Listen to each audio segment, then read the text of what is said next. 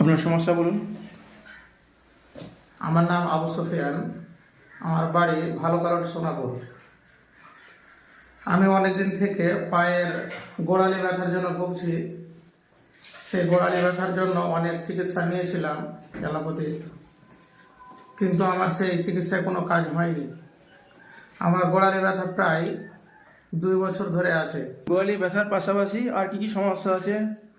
আমার গলার স্বর ভাঙছে, আমার গলা ব্যথা হয়। তো স্যারের কাছ থেকে ওষুধ খেয়ে আমি বলেছিলাম না, যেটা টুটির ব্যথা সেটা আমার ভালো হয়েছে, এবং গোড়ালি ব্যথাটা ওষুধ চলছে। হ্যাঁ, ঠিক আছে, অত বলতে হবে না, বা সমস্যা শুধু বলতে হবে, ঠিক আছে।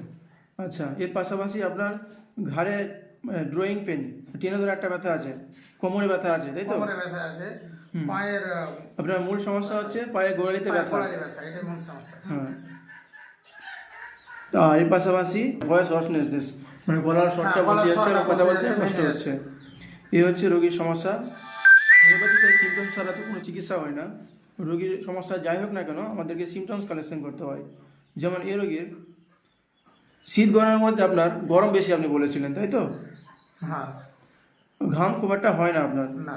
আর গোসলের প্রতি একটু অনিচ্ছা, অ্যাভারশন টু বেদিং, আর ঘামটা আপনার বেশিরভাগ মুখে বেশি হয়। অবশ্যই। আর জ্বর সর্দি কাশির মধ্যে আপনার সর্দিটা খুব ঘন ঘন লেগে যায়। পাঁচ হিস্ট্রিতে আপনার আর্টিকে মানে এক ধরনের অ্যালার্জি হয়েছিল, স্কিন অ্যালার্জি, তাই তো? অবশ্যই। ফ্যামিলি হিস্ট্রিতে মায়ের বাতের রোগ আছে এবং বিপি আছে, ব্লাড প্রেশার আছে। আছে। পিপাসা কেমন আপনার? পিপাসা খুব কম লাগে। পিপাসা খুব কম।